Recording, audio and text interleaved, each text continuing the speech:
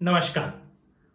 गांधारी ने जब श्री कृष्ण को श्राप दिया, श्री कृष्ण ने वह श्राप हंसते हंसते स्वीकार लिया। जी हां, श्री कृष्ण को जब गांधारी ने महाभारत के युद्ध के बाद भेंट दी या कृष्ण जब उनसे मिले, तब गांधारी से रहा नहीं गया और उसने कृष्ण को श्राप दिया। दरअसल हुआ यह कि महाभारत के युद्ध में गांधारी ने अपने सारे पुत्रों को खो दिया था। जी हां, एक भी ऐसा पुत्र नहीं था 100 में से जो गांधारी के लिए बचा हो।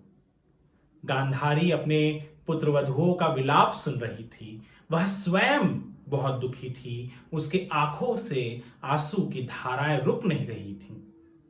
वह इतना रो रही थी कि आंखों पे बंधी हुई पट्टियां भीग गई और उसे यह डर था कि कहीं उसे वह मृतदेह जो अब तक पसीने में लथपथ थे, कुरुक्षेत्र की मिट्टी में सने हुए थे, उनके अंग पर वह दागिने, वह शस्त्र और अस्त्र अब तक थे, उसे दिख न जाए।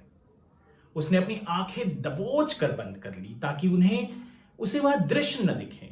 वह नहीं देखना चाहती थी वह चीज। और तभी कहा जाता है कि कृष्ण वहां आए। कृष्ण की आहट सुनते ही गांधारी को न जाने अपना आपा वो कैसे खो बैठी। कृष्ण उसके पास जब गया, तब गांधारी ने कृष्ण को श्राप दिया कि जिस तरह तुमने मेरे सारे कुल का विनाश किया है, उसी तरह तुम्हारे भी यदुवंश का विनाश होगा।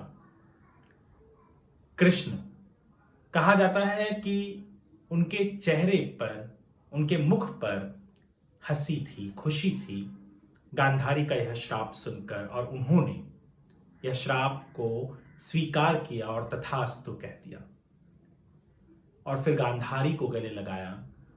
गांधारी फूट फूट कर रोने लग गई। बहुत बुरी तरह से रो रही थी वह विलाप कर रही थी अपने 100 पुत्रों का, वह विलाप कर रही थी अपने पोतों का, वह विलाप कर रही थी अपने पूरे कुल के विनाश का। गांधारी ने कृष्ण को यह श्राप दिया। कृष्ण ने यह मुस्कुराते हुए लिया। कहा जाता है कि कृष्ण उसके पीछे यह कारण देते हैं कि वह नहीं चाहते थे कि यह बदले की भावना बहुत आगे तक चले, वरना अधर्म बढ़ता रहेगा। यदि एक दूसरे से लोग बदला लेते रहेंगे, यदि गांधारी के मन में यह बदले की भावना है कि उसके कुल का विनाश हो, क्योंकि कृष्ण यदि चाहते तो वह युद्ध रोक सकते थे, परंतु गांधारी को लगा कि कृष्ण ने न चाहते हुए या चाहते हुए भी यह युद्ध नहीं रोका और उसके पूरे के पूरे कुल का विनाश किया। इसके लिए वह श्राप उसने कृष्ण को दिया। कृष्ण ने यह श्राप स्वीकारा क्योंकि वह चाहते थे कि यह बदले की भावना कहीं ना कहीं खत्म हो जाए। यदि उनका पूरा का पूरा कुल यदुवंश भी विनाश के कगार पे या विनाश हो जाता है उसका, तो कोई होगा नहीं जो गांधारी या गांधारी के वंशजों से बदला लेना चाहेगा। कृष्ण जब द्वारका लौटे तो कहा जाता है कि द्वारका में लोग सत्ता में मदमस्त थे, क्योंकि कृष्ण उनके साथ थे तो उन्हें पता था कि उनका कोई भी बाल बांका नहीं कर सकता। कहा जाता है कि यह श्राप इस कारण भी उन्होंने हंसते हंसते लिया क्योंकि उन्हें यह समझ आ गया था कि उनका जो वंश था, आगे जो चल रही थी, उसमें किसी भी तरीके की इंसानियत या लोगों के प्रति भावनाएं, अच्छी भावनाएं विलुप्त हो चुकी थी। वह चाहते थे कि जब तक इस यदुवंश का विनाश नहीं होगा और कृष्ण स्वयं नहीं जाएंगे, तब तक इन्हें सीख नहीं मिलेगी। इसलिए भी कहा जाता है कि कृष्ण ने यह श्राप हंसते हंसते स्वीकारा था और तथास्तु कहा था। कृष्ण चाहते थे कि बदले की भावना जो एक दूसरे के प्रति है वह समाप्त हो जाए। कृष्ण चाहते थे कि अब ये सब कुछ खत्म हो जाए। इसलिए उन्होंने यह तथास्तु कहकर गांधारी द्वारा दिया गया श्राप स्वीकार लिया। कृष्ण जानते थे कि आगे क्या होने वाला है।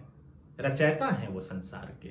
और जैसे मेरे पहले वाले एक वीडियो में मैंने पहले भी बताया था कि किस तरीके से कृष्ण के पुत्र सांबा ने अपने आप को एक गर्भवती महिला बताकर दुर्वासा के सामने प्रस्तुत किया था, जिसके बाद उसे श्राप मिला था कि उसके गर्भ से जो चीज निकलेगी वह यदुवंश का विनाश करेगी। और ये हुआ भी। बहुत सारे श्राप एक साथ मिले, इन सब के पीछे कोई ना कोई कारण था। ठीक उसी तरीके से गांधारी ने जब कृष्ण को श्राप दिया तो उसके मन को अच्छा लगा, परंतु जितना गांधारी कृष्ण को जिम्मेदार मानती है, गांधारी स्वयं भी तो जिम्मेदार थी कि अपने पुत्रों को वो संभाल नहीं पाई।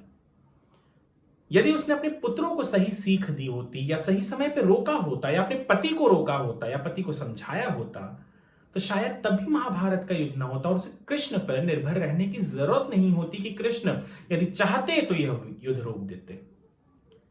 हालांकि गांधारी ने अपना दिल तो हल्का कर लिया, कृष्ण ने भी अपने आगे वंशजों का एक हल निकाल लिया, परंतु एक दूसरे के ऊपर इल्जाम न देते हुए कृष्ण ने यह स्वीकार लिया। उन्होंने गांधारी को एक तरीके से मोक्ष दे दिया। नमस्कार।